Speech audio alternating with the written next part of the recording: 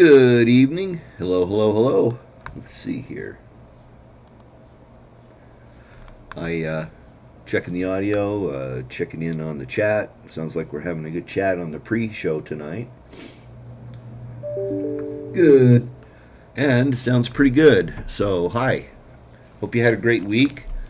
Ours wasn't too bad. The weather's pretty mixed up though. It's beautiful outside right now. It's almost 60 degrees. And so, yeah. Um, let's go over and check the chat. Give folks a chance to get connected here. Watch the commercial at the beginning. And so Gary D's in. Thanks, Gary, for the comment on the lights. Tim's in, of course, from Ohio. George, a.k.a. Dad, still in Florida, but headed north soon.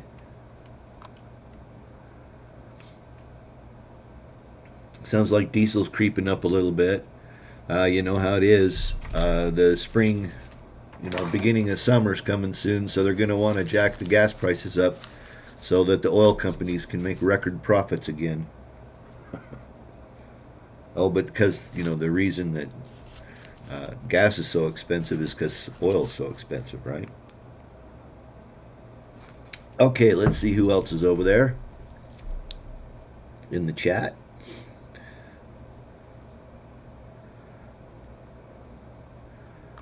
Tom Downey's in, and it sounds like Tom is getting a new ECM. That's a bummer, but that happens on 20-year-old coaches. ECM, for those that are uninformed, is the electronics communications or control module from the Newmar, Dutch Star, Mountain Air decade of excellence back in the teens. When I say the teens, I mean the 20 teens in the 2000 to 2010s.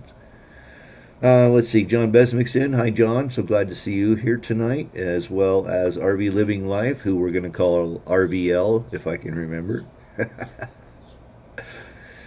He says all his entire winter's been doing projects, and, when you live in an RV full-time that generally wasn't made to be lived in full-time, there's always plenty of maintenance that ends up having to get done.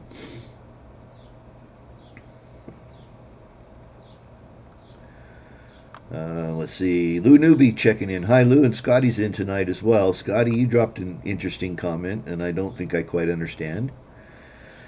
Made the mistake of running over one of those closed weight stations in Southern Oregon. New truck on the order. Huh? What? What'd you hit? Sounds like something more than a weight station. I'm just kidding, of course. Montana Boy checking in. Hello, Montana Boy. Yeah, it's finally starting to warm up down here in eastern Idaho as well.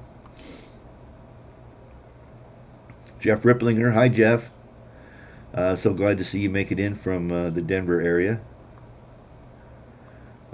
Let's see. Yeah, feeling a lot better, John. Thanks. I still have a little bit of crud in my lungs, and I'm still a little bit short of wind when I'm really working hard. I was digging a stump out Sunday from a tree that fell down last year, and boy, it was kicking my butt. I didn't get it all the way out, let's put it that way.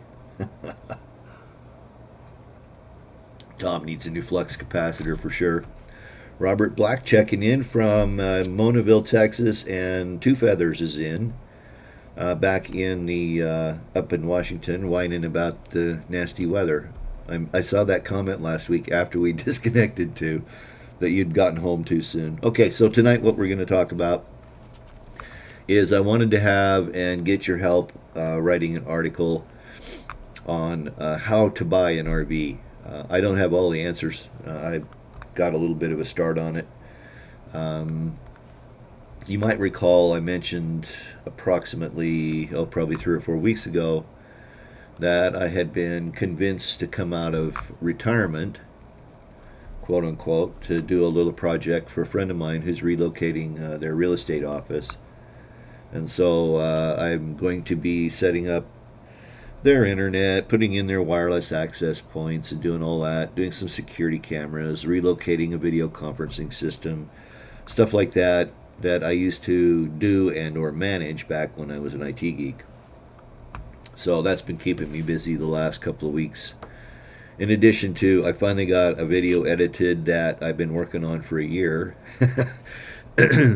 on the Dutch Star and some body repair I did. I had to replace the water bay door and do some repairs on the flange, the fiberglass flange that hides the wheel well. And so that video will be coming out on Monday, this next Monday. Anyway, what we're going to talk about tonight, and I was just noticing I don't like this color, so give me just a minute here to fix this.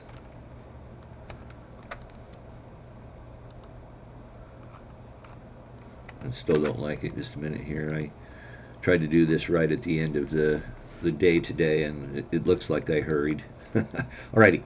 So what I've done is I sort of just kind of drafted out some ideas behind buying an RV, what things you want to look for, kind of some background. And so I started kind of looking at the questions you should be asking yourself, about when you start to try to buy an RV, or when you're thinking about buying an RV. And of course, just to leave a brief review of the types of RVs, and sort of the usage styles. There's the full-time living, weekend trips, long vacations. I ought to add like snowbirders in there. And by the way, over in the chat, if you see something that you think I should add, please drop it in the chat. So I'm going to do this, snowbirders. Okay, one of the things I really like to keep in mind, and I think that's good recommendation for folks, is to start small and then trade up. I think a big mistake you can make is to, let's say, just go out as a completely new RVer, never having done it before, and buy yourself a big old 40-foot Class A. That's a lot to bite, chew off, and get your hands and head around.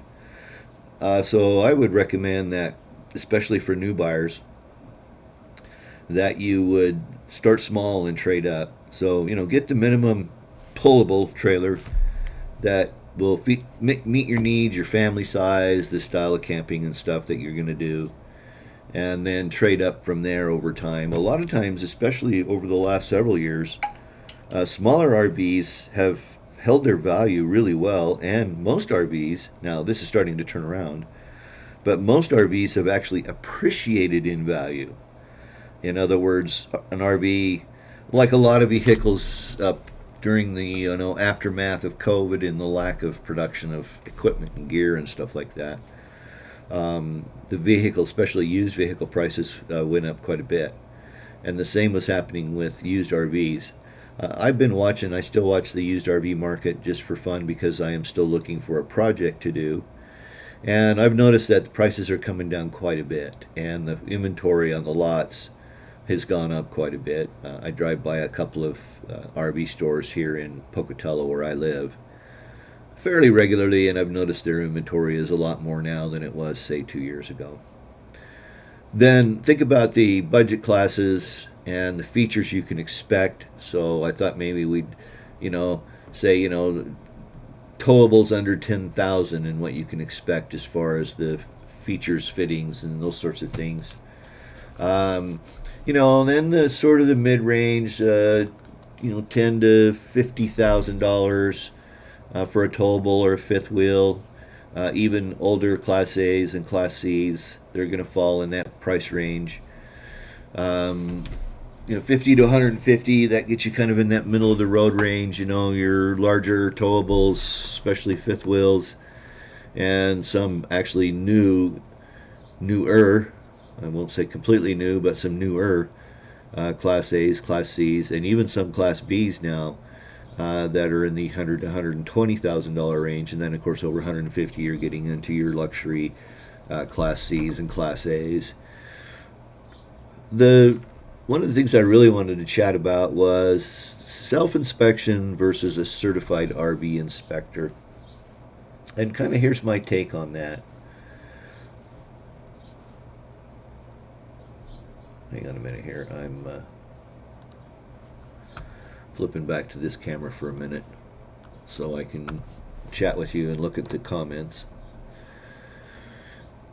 You're probably okay to self-inspect based on the value of the RV you're purchasing. What I'm trying to say is that if you're buying say a $25,000 towable RV, your risk is a lot less financially than if you're buying, say, a $300,000 Class A motorhome. I think if you're going to buy a used RV, even if you're buying it from a dealer, and particularly if you're buying it from a private party, that you get a certified inspector to take a look at it.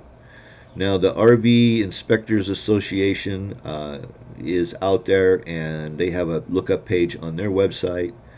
They're the organization that certifies inspectors. And I know that several of the viewers of this channel, I didn't see them check in tonight, but Vincent, RV Life, they bought 2 RVs here in the last little while, and they had both of them inspected, and I think they felt like it was money well spent, and I would totally agree with that. So I guess when it comes down to, the way I like to think of it is that if you got to kind of weigh the risk of doing a self-inspection or having a certified RV inspector based on the price. That would be my recommendation. You're not going to find certified RV inspectors everywhere. Major metropolitan areas, absolutely. Down to the size of towns like I live in, there's several RV inspectors here. Both of them work for RV dealers here, but they will do independent inspections for you, and they run about somewhere between $200 and $500, depending upon the complexity of the rig and the length of the inspection.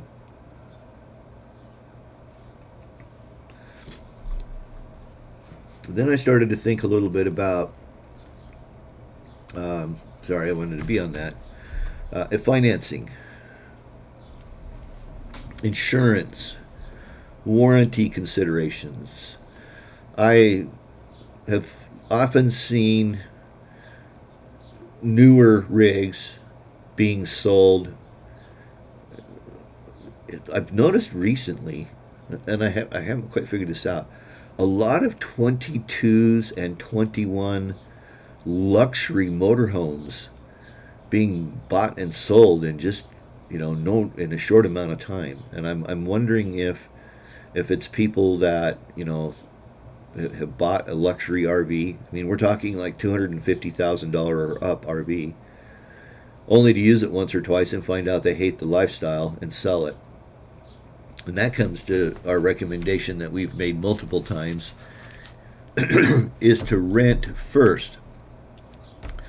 If you've never had an RV, maybe you don't know you're going to like the lifestyle, and why go spend 10, 20, 30, 50, 100, 200, $300,000 to find out you hate it and take the risk of losing money, between the time you purchase and the time you sell it. Again, I'll say that the lower value towables and fifth wheels have held their value pretty good, as have the luxury higher dollar ones.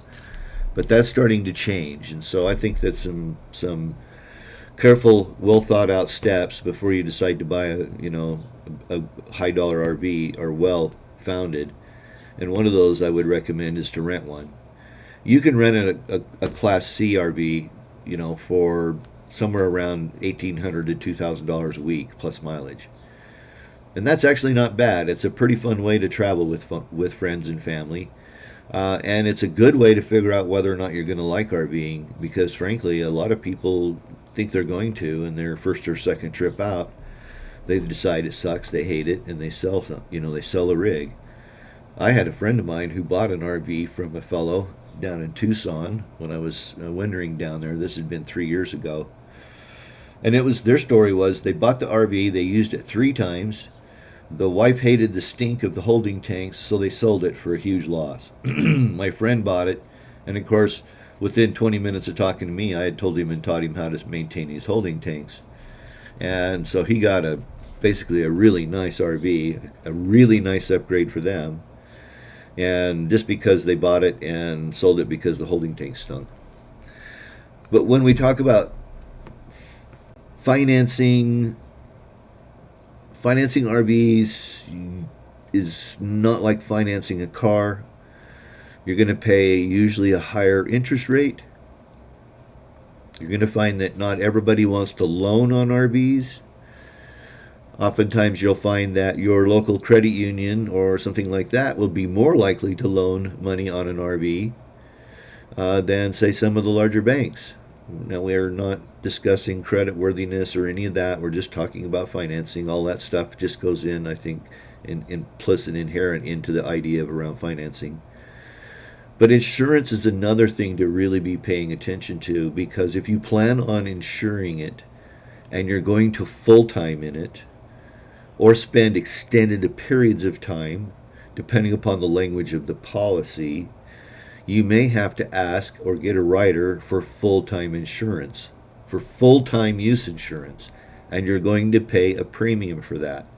The way insurance companies set the rates on RVs is they assume that they're only going to get used, okay, let's say summer 4 months, and you might use it cumulative maybe a month out of that 4 months, and that's if you're a pretty active RVer. So they know that RVs aren't going to be moving down the road very often, and that's where the risk is with respect to insurance. And so you're going to get a little cheaper rate if you're just a casual weekend user.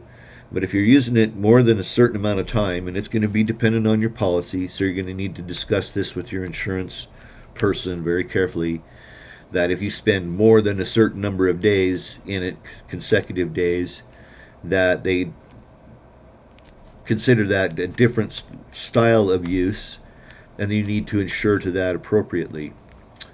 When I lived full-time in mine, I was with the Hartford through AARP, and very happy with it. It was really fairly inexpensive. I was able to get the full-time insurance rider, and I was able to get contents coverage over and above what's standard. And so I had got $30,000 worth of contents coverage on the RV, and then I was able to add another $30,000 worth of contents coverage for stuff I had in a storage unit out near my dad in Arkansas. And that was great. And then for whatever reason, AARP decided that they were, not AARP because they had nothing to do with it, but Hartford decided they weren't going to write RV insurance and notified us and kicked me off the policy, and I had to scramble the last minute.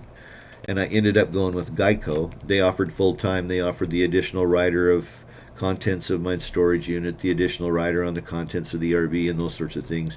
But those are all things that you need to be considering when you purchase an RV. So some things are to be thinking about with respect to insurance.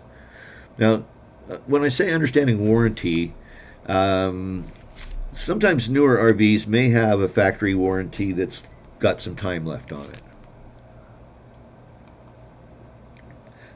And it may or not have transferability.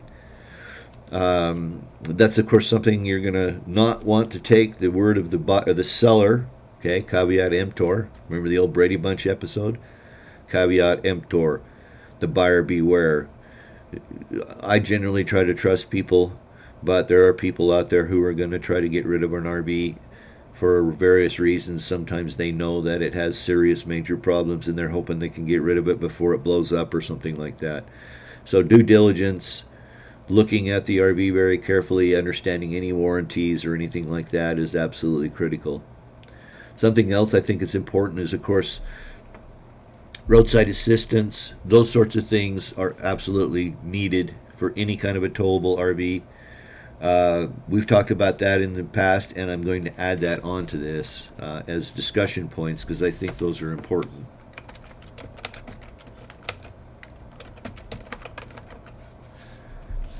And or extended warranties. When we talk about extended warranties, oftentimes if you buy a new enough RV or it has few enough miles, There are companies out there that will send you that will sell you an extended warranty. You're going to probably pay anywhere, depending upon the value of the RV and its age and those sorts of things, from $5,000 to $10,000 for 3 years of extended warranty. What extended warranty usually covers is the RV itself, not the rolling chassis if it's a self-propelled. But the take-home message there is you need to understand what is covered and what is excluded. Let me go back over to the chat here real quick, and let's just see what folks have had to say up to this point before we start talking about negotiating. Okay, yeah. Okay, so I'm going to try to run back here.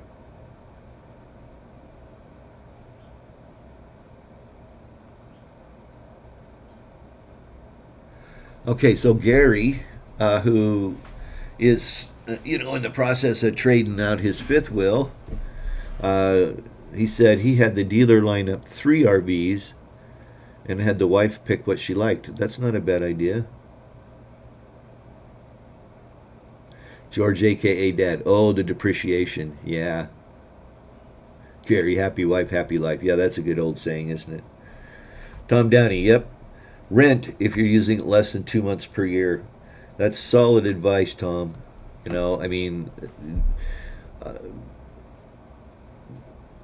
Renting is a good idea if you're not going to be using the RV a lot. Now, to a certain extent, I agree with that. I think that you're probably a little bit, if you're only going to use it a couple times a year, I think would probably be the way to phrase that.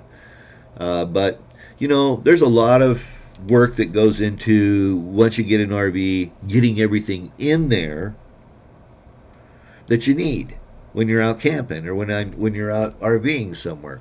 And so having to have that kit, move it in and out, I think is a huge pain in the rear that a lot of folks would probably like to avoid. But I think renting is absolutely a great idea before you go out and try to buy an RV, because it'll give you a chance to figure out what works for you, and rent 2 or 3 different RVs. Rent a towable or a Class C, or mix up the floor plans so you find out what works for you.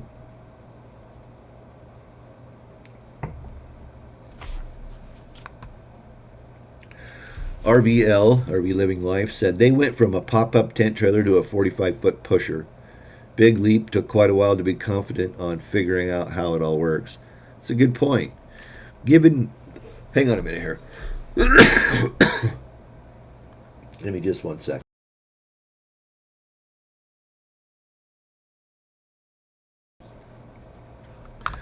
Okay, so making a big jump like that is difficult, and that's why I say starting small and trading up over time is a really good strategy, because every time you trade up into a bigger RV, there's a little bit more complex. It's a little bit different to set up. There's more steps to setting it up, those sorts of things. And so, being able to transition up, you're learning over time versus having to eat the elephant all at once instead of one bite at a time, or drinking from the fire hose. There's a number of euphemisms out there that describe what you're doing there. Now, I ended up trading up over the years. I started out camping. I'm sorry, I'm going to have to cough again here. Just give me 1 second.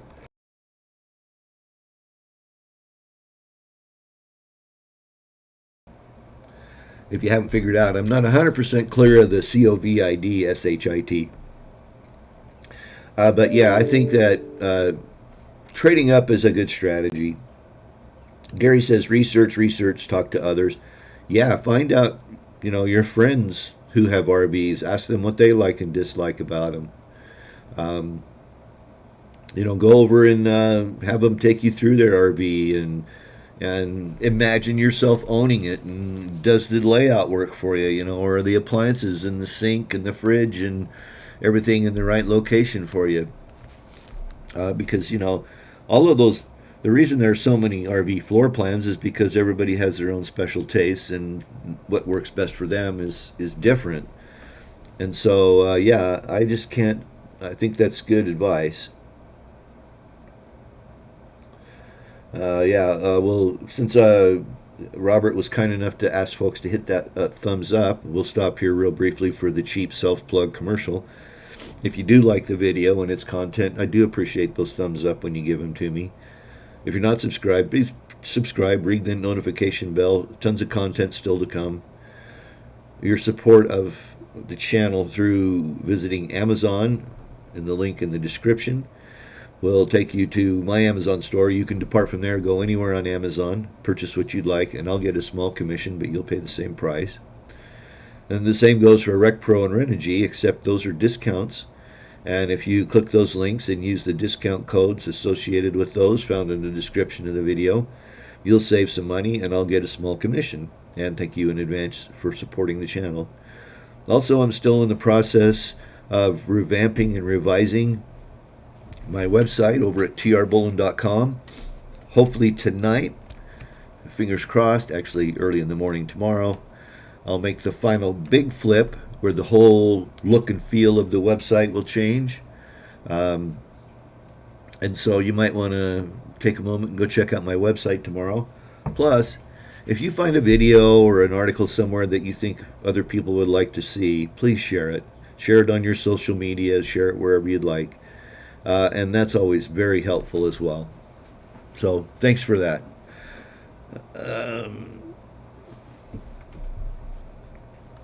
Eric Myers, that is excellent advice, Eric. Eric Myers over in the comments in the chat says, if you're going to self-inspect, take an RV'er with you. That's a really good call. In fact, try to take an old gray-haired RV'er like me with you who's done it for a while, because they're going to see stuff that you're not even going to know about, particularly if you're new.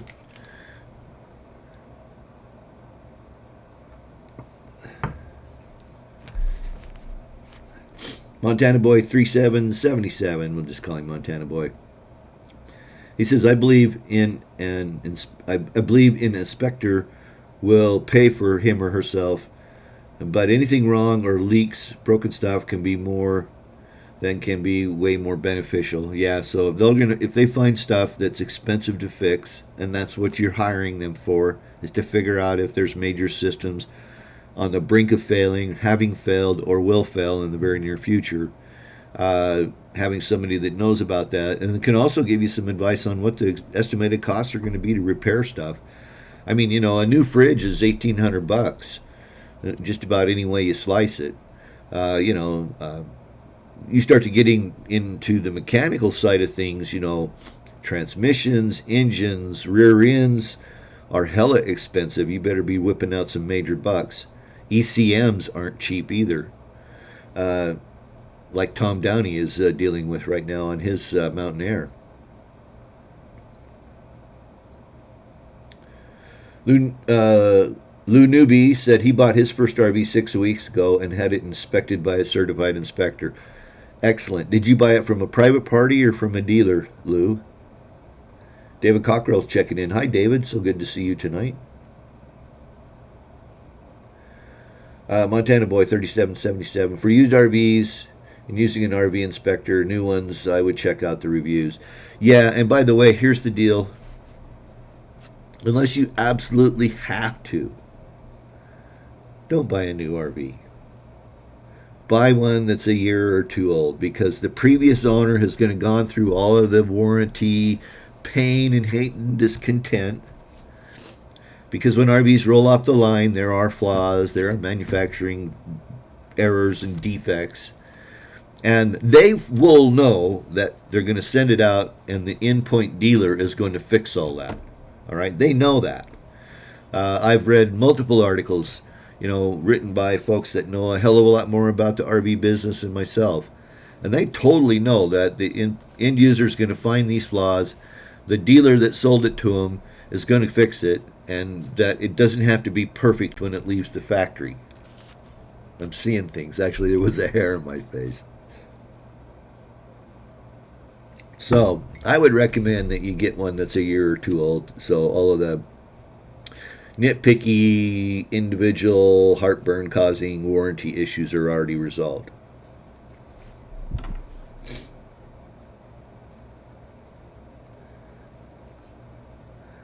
Okay, kind of catching up on the comments here.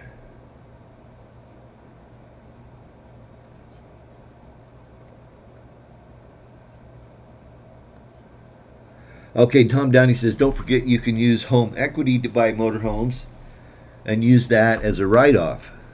Yeah, you need to check your individual tax situation. But when I bought my RV, I was 1099ing. I was doing contract work. I had a project that I was going to be in Virginia and California and then back to Virginia over a period of a year. And I wasn't going to be at home hardly at all. And so I bought the RV. And yes, I was able to deduct that as part of my living expenses because I was contracting, away from home. Your individual tax situation may change, may vary. Another trick is that especially with higher end RVs is that a lot of people will incorporate in Montana because Montana has some very inexpensive incorporation rates and low taxes and stuff like that. And so if you're in that situation, I can't give you advice about that. That's way outside of my tax bracket. But I know a lot of people that do that, especially with higher end. I mean, we're talking like the $400 to $1 million coaches, or maybe even more.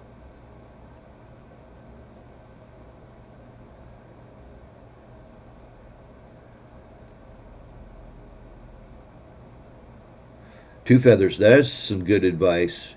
A woman should never shop alone. Grab a man, even if he knows nothing about mechanics or RVs. That goes for repairs also. It cuts out a lot of the BS out. Yeah, it's unfortunate. You know, it used to irritate me, and I would used to cringe every time I'd have to go to the repair shop in my Class A. Because it was almost like they were sitting back in the office going, oh, good, an RV. We're going to make lots of money on this one. Which is partly why I just decided and learned how to do a lot of the work on my RVs myself.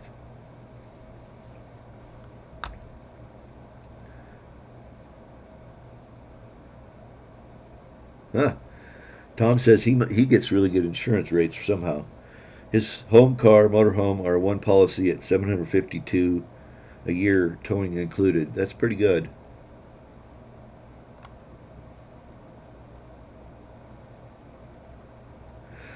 All right.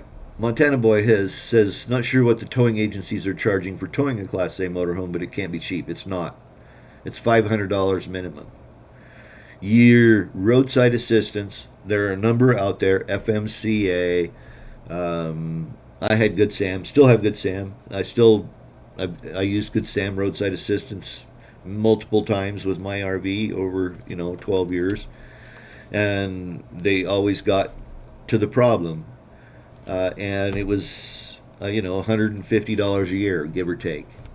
One tow job will pay for that easy. I mean, 500 is the minimum, and then you start to add mileage and all kinds of stuff on there.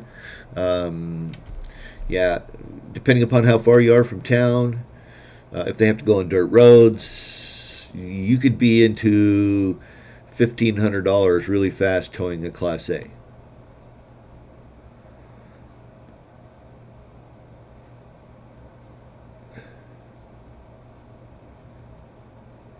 John Besmack, yeah, I always ask for the history of the maintenance or repairs on the RV. I'm talking about motorhomes, yeah, self-propelled.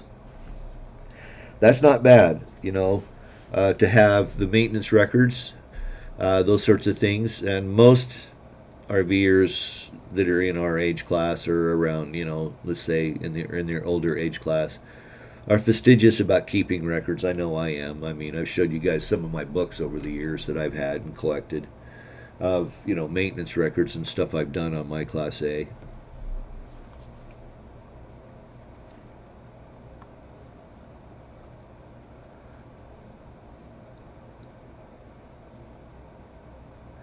Yeah, John says absolutely rent first, agreed, but we have been, okay, yeah, Travelers is what Tom's using for his insurance. I have Travelers on my homeowners.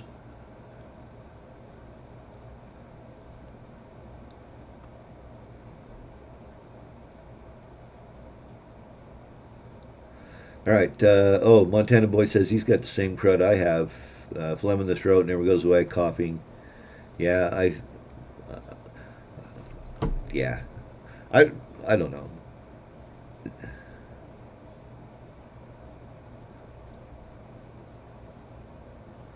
Oh wow, yeah. Something that we hadn't talked about, but also does just remind me here is where you're going to keep it. How are you going to store it? In a lot of areas, especially those with HOAs, you can't store an RV in your driveway at any time ever in your life. Period. In a conversation, or they fine you $3,000 in these crazy. You guys all probably have experience with HOAs, but Tom brings up the point about being able to store it at home, which is a huge plus. Tim says, he pays $300 a month to store his Journey. In Denver, when I had my Class A in storage, I paid, I don't remember, but it wasn't 300. It was like 180, somewhere in there, 160 to park my RV. And I will say that my storage lot was super cool. They had full-time security there night and day, and they allowed me to work on my RV in the lot, which is sometimes pretty rare with respect to storage or storage lots.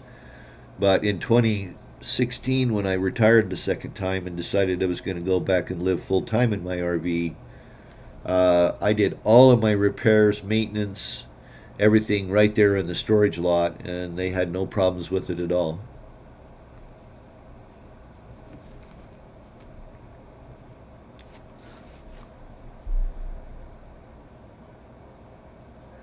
Two Feathers said she YouTubed every model she could for a year before she bought. Truck technician and buy the old RV guy breakfast and lunch.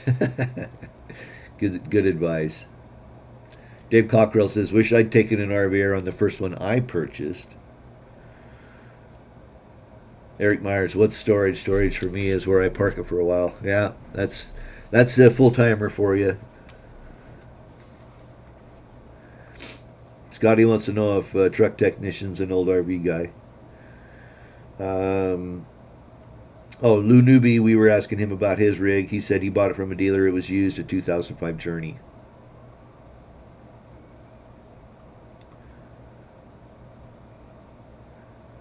Yeah, I actually have bought two new vehicles in my life, Eric. He agrees with buying a used one. I never have bought a new vehicle, let the other guy fix it. I've had two new vehicles in my life. I had a 1986 Honda Prelude that was flawless, never had one lick of trouble with it. And then my 2014 Subaru. A month after I got it, I had to have the transmission rebuilt. A thrust bearing failed inside of it. But other than that, I haven't had any issues with it. I mean, I did replace the clutch, and Subarus are, especially, manual Subarus are known for the clutch, and I replaced the clutch at about 60,000 miles. But other than that, I've had no issues with the Subaru. It just goes. It goes in places that I'm even surprised it'll go.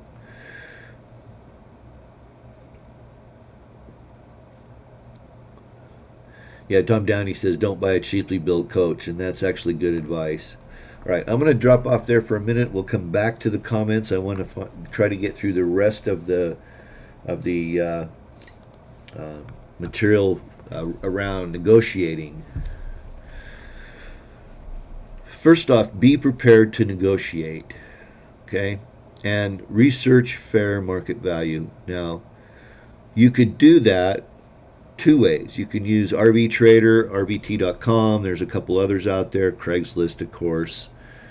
And that's a good way to kind of get a sense for what the value is. Of course, RVIA is a good resource, as is Kelley Blue Book. You can go in there and you can, look at RVs. If, say, you find one online and you want to know what the fair market value is, go to Kelley Blue Book. And then when you look it up, get the private party price, because private party price is usually less than the dealer price. But that's a good way to research, and then just be prepared to negotiate. If you want the RV, try not to let on that you want it so bad. I can't give you all of the advice on negotiating, but I can tell you how I usually do it. I have a number in my head that I will pay for the RV. And if we can't get to that number, and it's the same with vehicles, and if I can't get to that number with the dealer or the private party, I'm not afraid to walk away. It's not the only pickup. It's not the only RV. There are others out there. Don't get impatient. It can cost you tons of money. Um, and, maybe last year that might not have been solid advice because RVs were selling fast like real estate. But now, like I say, the market has swung back. It's not so buyer driven. It's seller. It's more. Well, it's more of a buyer's market today because there's enough equipment and inventory on the market. So yeah, research prices, and I'll tell you really quick. It doesn't always work, but it worked with my Class A. I had been looking to trade up. I'd had a fifth wheel for quite a while in Montana, and I wanted to trade up to the Class A when I got this contract. And so what I ended up doing is that I started researching and looking around for a Class A, and I actually found my Newmar in Loveland, Colorado, which is North Denver Metro. I had looked at an RV in Idaho Falls. It didn't even inspect out at all. It was in really rough shape. I looked at an RV in Boise, a Class A. It was a Winnebago. It also didn't inspect out very well. It was in pretty tough shape. It had a lot of, just the inside was wore out. But when I found the Newmar, I was so impressed with the quality of the construction and everything that I was able to overlook a little bit some of the, shall we say, cleanliness issues inside. Anyway, so and I was also buying this right at the end of the dot-com boom bust, right? So the economy was hurting. Dealers had been keeping RVs on their lots for a long time because they weren't selling. And I had a friend of mine that lived in Loveland there, and he would drive by this lot, and I was mentioning to him that I was headed out to look at this thing. And he says, oh yeah, they've had that thing on the lot for 2 years, which was really valuable to know. So I went in, I drove it. It was filthy inside. I could tell you horror stories, but I won't. Well, I'll give you an example. It took me 10 minutes in the bathroom with lacquer thinner just to get the hairspray off the mirrors, the walls, and the cabinets. Anyway, it was filthy, and they wanted $85,000 for it. And I went in and I said, okay, I'll give you 50. End of story. Oh, no, it's the old lie. We can't sell it for that. We can't sell it for that. And I said, well, that's the offer. You go, talk to your sales manager or whoever, and he came back, yeah, we can't do it for that. We'll take 75. I said, no, you're not understanding, sir. I'm offering you 50. I'm not negotiating. I'm giving you $50,000. And I started ticking off all the things that were wrong with it. All right, let me go back. And so he was gone for like 10 minutes. He comes back with the sales manager. And I just looked at the sales manager. I said, listen, dude, you've had this on the lot for at least 2 years that I know of. You're paying flooring on it. It's filthy dirty. You can't sell it. You sell it to me for $50,000. I'll be back in 10 days and drive it home. And you had to. I had made him replace the chassis or the coach batteries and the chassis batteries. With some minor little things with some other electrical stuff I made him fix. And, oh, no, we can't do that. And I said, okay, so we're going to go call somebody.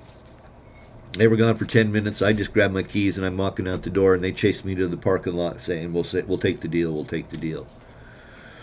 Now, that's not going to work everywhere, but I had enough information in my hand to know that I could beat these guys up and get them down to a price that I thought I could, live with. And it did take me 2 full months of cleaning, fixing, repairing to get it to where I would live in it. But I think it was worth it. I mean, it turned out to be a really good rig.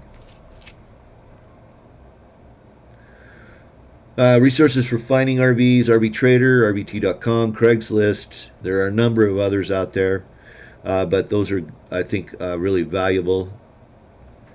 The purchase process. You got to keep in mind, especially if you're buying from a private party, about title transfers. You want to make sure they have the title in hand, right? That it has a clean title. There are no liens, encumbrances on it. obviously registering it in your home state.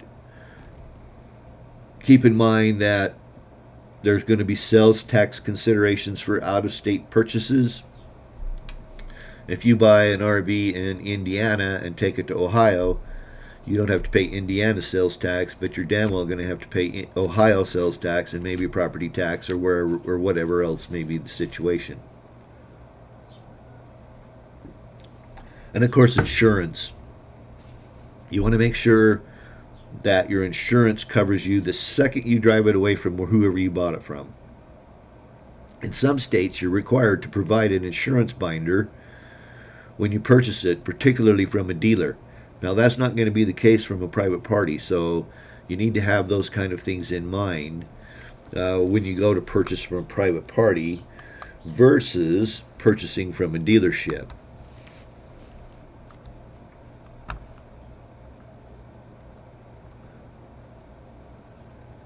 Back to the comments here. George, a.k.a. Dad. Self-inspection start with systems, electrical, plumbing. They're hidden by false panels. They're laid out and labeled neatly. That says a lot about the quality. Absolutely. One of the other things is that when you're doing the inspection, have the owner there. Ask him where things are. If you're not familiar with the RV, you could spend hours looking for something. The owner's going to go, "Oh yeah, that's right over here." And if the owner is hinky or worried or nervous about you inspecting that RV, you better go get in your vehicle and go someplace else because they're hiding something. You know, the guy that's trying to sell you an RV ought to be right there showing you where things are, talking to you, honestly about it. And if you don't feel like that's happening, then my advice is run.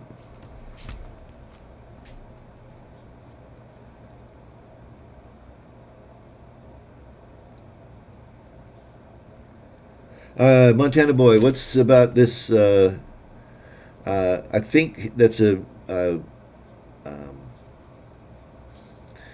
he's talking about, and I don't remember the exact name of it, and it looks like your spell checker probably got it wonky too, but in the early 90s, it's the same thing with in houses. They used a pipe like PEX. It's not called PEX. When you guys help me with the idea, what it's called. Anyway, we'll check the comments here in a minute. Can you be switched out for PEX? Yes. I don't remember exactly what it was. It was, I want to say ABS, but that's not it. I remember several episodes on This Old House where they had gone in and they were taking all that piping out in a house. In an RV, it's probably not going to be that hard to change it out. I have it in the truck camper. The truck camper has that type of pipe, and I don't recall the name of it. And I haven't decided yet whether I'm going to change it out. I think the problem with it is it had a tendency to want to leak. And leaks in hidden areas are a pain in the rear. So somebody might be able to help us remember what that was.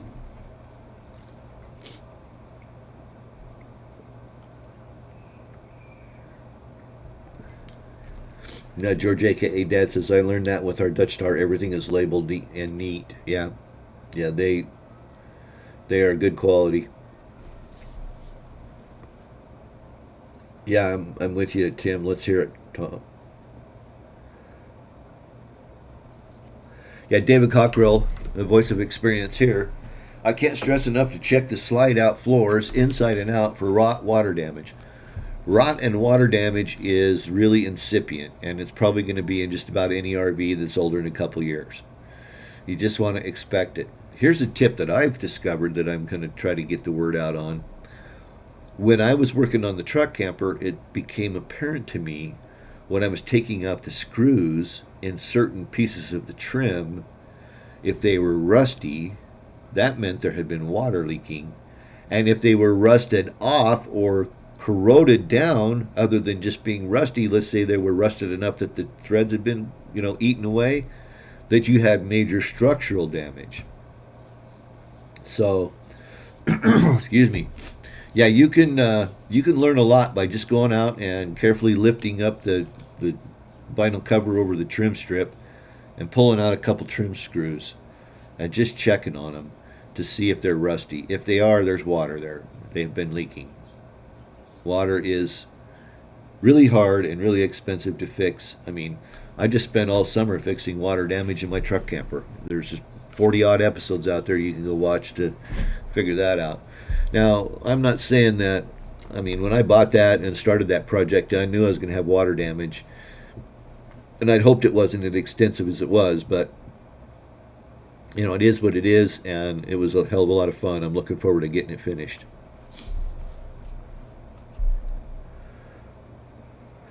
Tom says we were talking about asking Tom how much it cost him to have his rig towed. $350 per hour. They don't pay by mile, it's by the hour. Interesting. Oh, sorry, okay, Tim, I will check that in just a minute here. I'm trying to catch up. Oh, hey, Square Body. Sure have been enjoying the content you've been putting out about your daily driver Mercedes. He got himself a 300D. Nice station wagon he's done some work on, trying to get the rusting stabilized and stuff like that. But looks like an incredible, fun little rig to be driving around. Nice to have you here. Oh, Round Town Scouter checking in too from Carlsbad. Hey.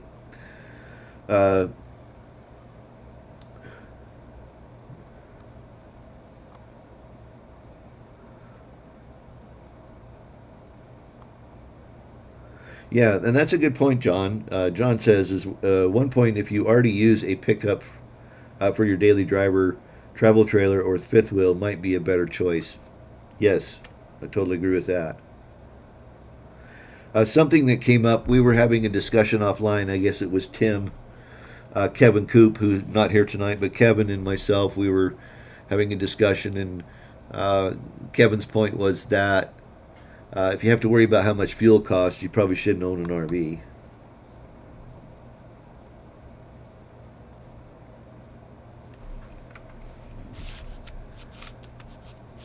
Okay, I'm going to run over here real quick and... Oh, okay, yeah. All right, so let me pop this up here because Tim has a question. I think it's appropriate because that's what we're here for. Hang on here. I got to do some screen rearranging. All right, this email is from Tim Myers. He says he's noticed that his fender skirt has come loose. I don't see any mechanical fasteners, so I'm assuming it's held by Winnebago's infamous double-sided tape. Do I have any ideas? You know, I had the same problem with my skirts. When the video that'll come out Monday comes out, you'll see that it was the skirt on it was loose. Now, the way that Newmar attached is here. There was a flange on inside of this seam here by this door that was bolted down. As far as how to fix this rattling, do you have access to it from the rear? And there's got to be a piece of metal there of some sort, frame, and depending upon what's underneath that, but you might be able to screw through the back, Tim, all right, and secure it that way. But yeah, it looks to me like it might be accessible from the rear. That looks like a mud flap right there, and kind of see the bolt, so I think that's probably a mud flap. My guess is there's got to be some metal in there somewhere, and depending upon how thick this material is, you know, you may be able to screw through from the back here and secure it that way. I hope that helps. Okay, back to the comments real quick.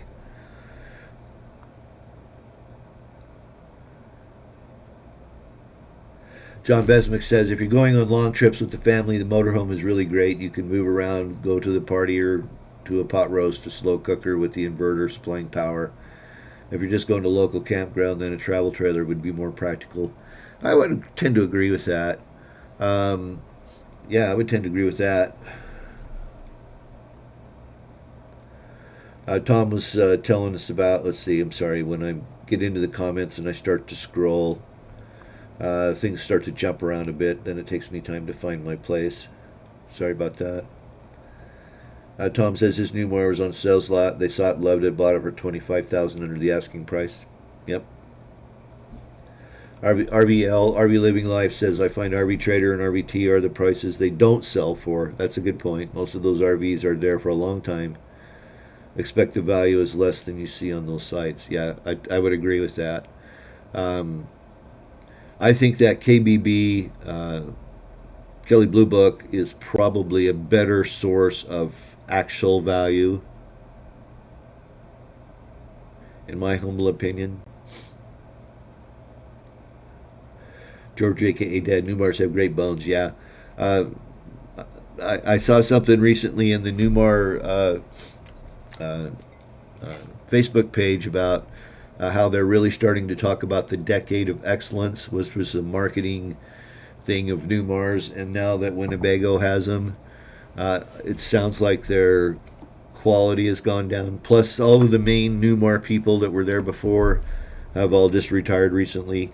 So it's no more Newmar in any way, shape, or form. In fact, I was informed, I think it was a couple weeks ago, by somebody on one of the chat streams that they won't even talk to you about your older rigs anymore. And that was one of the things that always set Newmar apart. You could call them, it didn't matter how old your rig was. They would talk to you about it, tell you what you needed, how to fix it, do those sorts of things. Gary D, yeah, there's absolutely no reason not to ask for military discounts, senior discounts, grandparents, AAA. Just ask.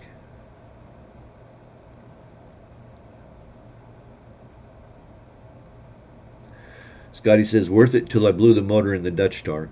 I suppose. I mean, that was partly my fault for not properly doing some maintenance I probably should have done, which is running the valve train. But I'll tell you what, everybody I've ever run across that has a 3126, it's got 100,000 miles on it, I'm telling them to take it and get the valve train run. Polybutylene. Thanks, Tim. That's what it was, polybutylene. Roundtown Scouter says it will split if frozen, and on a lot of times PEX will not. Tom Downey says their plumbing is copper soldered. Two Feathers says, as a woman, one of my main concerns is being able to get out of a bad situation without having to exit the trailer and run up to the vehicle. That's why I went with the Class C. And that's absolutely a consideration. In fact, I'm going to add that in to the article because I think that's really important. I know more than a handful of single women RV'ers, and that's something to definitely consider, as your personal safety out there. Now, I don't want to... incidences out in boondocks and in campgrounds are pretty rare. Okay. I mean, they're probably going to be mostly domestic. I mean, there's not a lot of nefarious people. Crooks are stupid, dumb, and lazy. And a lot of crooks don't want to drive 100 miles from the big city to go screw around with somebody in a campground or out boondocking. Not that it doesn't happen, but I think that's an absolute consideration, is your personal safety. And I'm glad you brought that up. I'll say that I had a personal defense device at hand, close at hand in the RV, just in case I needed it.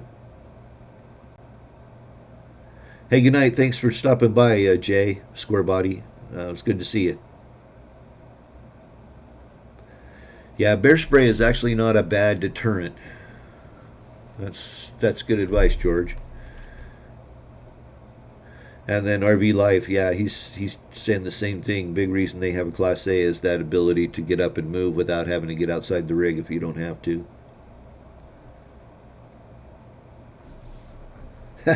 Eric Myers, is that what you call him, Eric? You might need a hole puncher.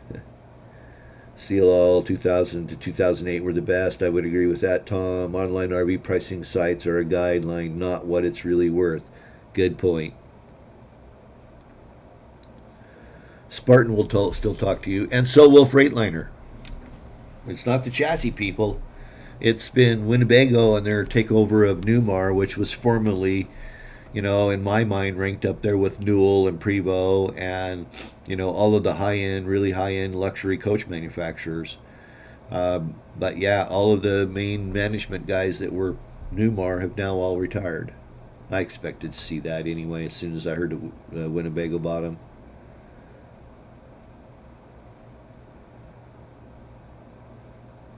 Yeah, John Besmick says, yeah, after 2008, the quality went down on RVs. They struggled to stay in business. And a lot of that had to do with the dot-com boom or the whatever the boom bust was in the, back in 2010, 2009, 2009. Real estate boom, or I don't remember what it was, it's boom bust. Yeah, Integra actually, Integras are a good quality coach. There's nothing wrong with Integra. Yeah, truck technician. I'll get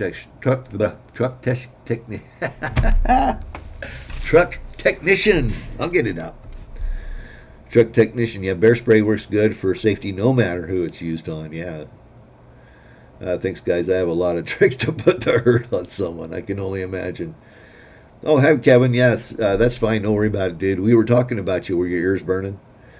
Tom Downey. Lots of people are picking where they put their pink cheeks. It's funny. Tom, I don't understand the Newmar Winnebago issues. I can still email Winnebago and get answers just about anything on my 16-year-old rig. Not sure why the Newmar folks will now answer. I think he meant not answer questions. I don't know. I haven't personally experienced it because obviously, I haven't had my Newmar for just about a year now. In fact, it went to the new owner on 5/15. In fact, right now at this time, I was working on it in the driveway. Last year at this time, I should say. All right, it is 8 o'clock. Wow, that hour went fast. A really good discussion tonight. I really had a lot of fun with this one. I am looking forward to getting the article written and getting it posted out. And I appreciate you guys' help. So if there are any other questions, feel free to throw those in there right now. Yeah, I mean, Bieber made a good coach back in the day. A lot of the coaches, I would agree with John and a lot of the other people out there, that an RV, a well-built RV that was well-maintained, that was 15 to 18 or even 20 years old, I wouldn't hesitate to buy. I wouldn't hesitate to buy a Newmar from the early to mid 2000s again. I wouldn't hesitate to buy an Integra. I wouldn't hesitate to buy a Beaver. I mean, if you watch AZ Expert, who's a YouTuber that does a lot of, video RV how-to stuff, and does a lot of inspection type stuff too. He loves his Beavers. Yeah, I won't. Two Feathers' comments about safety are very apropos, and they will get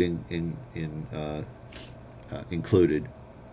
RV Life. Surprisingly, Integra is owned by Jayco. Thankfully, they leave Integra to do their own thing. Yeah. Hi, Chuck. So nice to see you, and have a good evening. Yeah. Actually, I better not say anything because it might fall through.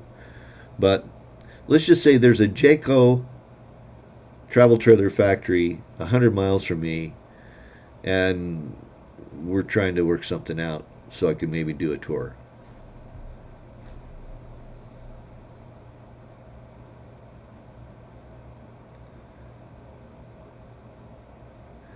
Yeah, Tim says he thinks the same thing can be said about Airstream. He thinks Thor has left him alone.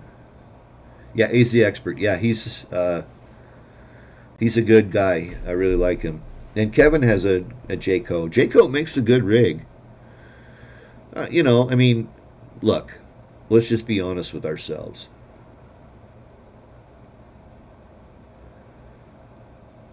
It's Fords and Chevys.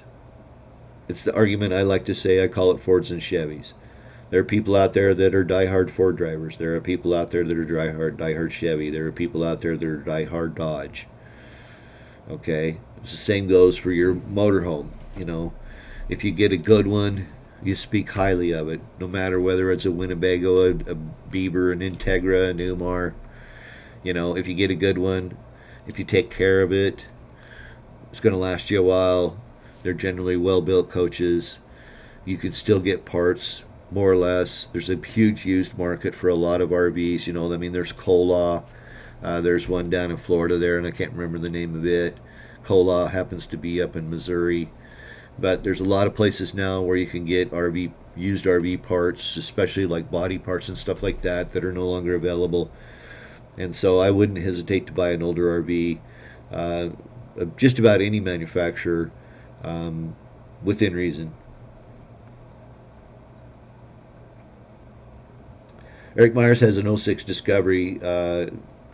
Says it's well made, no particle board. Yeah, that's something to be looking for in an upgraded RV is the quality of the cabinets. That's one of the things that sold me on Newmar. I mean, mine were all solid wood, very well built, very nicely built.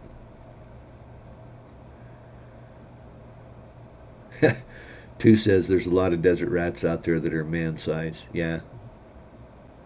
Thanks, John. Thanks, Two. Ford, Chevy, GM. Here we go. Okay, thanks, guys. His holiday, John Besnick. We're gonna wrap her up here. His '95 Holiday Rambler Navigator quality, embarrassed at an RV show in Ocala. A Holiday Rambler Navigator on 2023. I'll tell you what. After I did the full body cut, buff, took out every scratch, fixed paint problems, shined up the RV, completely redid the inside, got it all cleaned up, tuned up, made it good. I would pull in next to people and I would tell them that it was a 2004 and they would be flabbergasted that it looked so good.